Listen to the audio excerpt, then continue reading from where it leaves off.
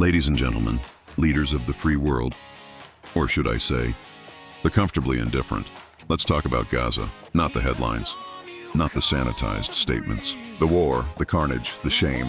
Yes, shame, the kind that sticks to your soul when you stood by, silent, while innocents were slaughtered under the guise of national defense. Let's start at the beginning, or at least the beginning that history books refuse to highlight. Hamas fired the first shot, so the narrative goes. But was it really the first, or was it the last straw? See, when you cage a people, blockade their borders, strangle their economy, and silence their dignity for decades, what do you think happens? You think they sing lullabies to their oppressors? No, they fight back. Call it retaliation, call it rage, call it survival. But don't dare call it unprovoked. Gaza isn't a battleground, it's an open-air prison, and Israel? The warden. For years, that strip of land has been suffocated under military control, denied access to food, medicine, mobility, yet the world watched. Politely, quietly, like genocide was just another trending topic. And when Hamas finally struck, not strategically, not successfully, but symbolically, Israel responded with hellfire, not precision, not restraint, carpet bombing civilians and then saying, "We were only targeting militants." Netanyahu's mouth should be declared a weapon of mass deception. Let's address the hypocrisy. The Islamic nations who beat their chests in solidarity and quote holy verses in support of their Palestinian brothers. Where were they? Where is this ummah, this sacred bond? They were too busy cashing checks from the West, signing defense deals, and sipping espresso in Geneva to do anything that might jeopardize their sweet contracts with Uncle Sam. They chose profit over principle, silence over solidarity, cowardice over courage. And the so-called superpowers? The United States, the EU, the UN, they had the power to stop this in its tracks. A simple declaration, ceasefire or Netanyahu loses everything. That would have worked. But they didn't, because the killing didn't disrupt trade, oil, or stock markets. And if children's bodies don't block shipping lanes or slow profit margins, they are not a priority. Donald Trump once said, "Let the children fight until they get tired." Newsflash, these aren't children, and they're not tired, they're dead. Let's be clear, this is not about religion. It's about unchecked power, systemic oppression, and a global failure to act. Religion just happens to be a convenient scapegoat for geopolitical cowardice. The solution? Enough pleasantries, enough diplomatic dance. Benjamin Netanyahu is not a misunderstood leader or a misguided politician. He's a mass murderer. He is responsible for the deaths of thousands of innocent Palestinian women and children, and the world's silence is deafening. UN welcoming the moves, which come after the famine deaths of at least 133 people, according to the Gaza Health Ministry, 87 of them children. Doctors Without Borders says Israel has deliberately blocked large-scale food distribution for months, accusing it of using starvation as a weapon. The IDF denies that, saying there is no starvation in the Gaza Strip. This is a false campaign promoted by Hamas. But the shrunken body of Zainab Abu Hleb tells a different story. Just 4 months old, she was born chubby in February during a ceasefire. Now just 4 pounds and wasting away. We don't have enough formula for babies like this. Zainab died a few hours later, her tiny body wrapped in a shroud, her father holding her one last time as he carried his baby daughter to her grave. Islamic nations in particular must confront the weight of this atrocity. The Palestinians are their own, family and faith and humanity, and yet their suffering is met with nothing but lip service. Leaders across the globe, not just in the Islamic world, have stood idle while genocide unfolds in real time. Donald Trump, Joe Biden. Their passive hand-wringing makes them complicit. Silence, in the face of massacre, is betrayal. This is not a call for negotiations. This is not diplomacy. This is not urge him to stop. We are long past statements and strongly worded letters. Netanyahu does not get to continue, not in office, not in life. The removal must be complete. Let it be absolutely clear.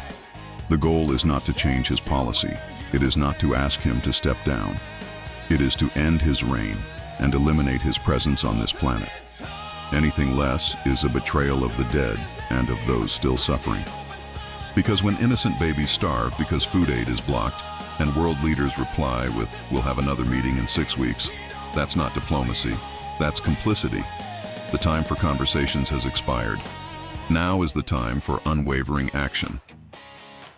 There's a famous quote, "The only thing necessary for evil to triumph is for good men to do nothing." No, good men would never do nothing. If you did nothing, you were never good to begin with. And now here we are. The war continues. The dead pile up. The world tweets, then scrolls, then forgets. But not Mr. Analytical. I don't forget, I don't forgive, and I don't flinch. To every leader, every diplomat, every armchair activist who watched the Gaza war unfold and said, "We'll address this at the next summit," your legacy is stained with silence. And to the people of Gaza, surrounded, suppressed, and slaughtered, I say, the world may be deaf, but some of us are still listening. Today we dispense with the pleasantries, delusions, and cowardice that cloak the so-called leaders of this world. No slogan, no soundbite, no PR team can spin the truth we've come to confront. This is not a moment for debates or diplomacy. This is a moment for judgment. Let's start with the mask that many wear with pride: democracy. The fantasy that choice breeds justice and that elections absolve atrocity. Democracy has become an empty vessel carried by hollow men. Leaders cower behind the illusion of progress while the blood of innocence stains their manicured hands. And nowhere is this hypocrisy more grotesque than in Israel under Benjamin Netanyahu. This man, this murderer, has orchestrated the slaughter of thousands of innocent women and children. Not casualties of war, not collateral damage. Victims of intentional annihilation. Every bomb dropped, every building leveled, every child buried beneath rubble has Netanyahu's name etched into their tomb. So let's be clear. This is no longer about politics. This is about punishment. Islamic nations, hear me well. The Palestinians are not statistics. They are not negotiation chips. They are your people, your blood, your duty. The time for statements and sympathy has passed. Netanyahu must be removed from power and from existence. Not redirected, not reformed, erased. This is not a plea for diplomacy. This is a decree of justice. He does not get to resign. He does not get to explain. He does not get to breathe. His elimination must be total, and his memory buried under the weight of the lives he destroyed. Now, to those who believe in restraint, who whisper about consequences and international law, I say this: what law protects murderers? What rule preserves genocide? The longer the world waits, the deeper its complicity becomes. Biden, Trump, Western apologists. Their silence is not neutrality, it's endorsement. The United States, with its billions in funding and its shield of vetoes, is not a bystander, it's a sponsor. And where are the institutions meant to uphold peace? The UN, impotent; NATO, indifferent; human rights commissions, drowning in paperwork while children drown in blood. Your legitimacy died with your silence. To the people of Earth, I ask you to open your eyes. Your comfort is purchased with suffering. Your silence is submission. You binge news like entertainment and swipe away injustice as if it were an annoying notification. But when history is written, you will not be seen as witnesses. You will be judged as accomplices. This call to action isn't just for Islamic nations. It's for every government, every citizen, every soul with a shred of conscience left. Stand up, speak truth, end the reign of the butcher and tear down the altars of complacency. Those who have the power to act but choose not to are more dangerous than the tyrants themselves. Let this speech be remembered as the line drawn in the sand, the moment where excuses died and clarity lived. Mr. Analytical is not here to comfort the guilty. He is here to condemn them. To the politicians hiding behind policy, the generals feigning ignorance, and the influencers hawking indifference, your reckoning has arrived. Benjamin Netanyahu must be removed not for the future, but because of the past, because justice demands it, because humanity can no longer endure this stain.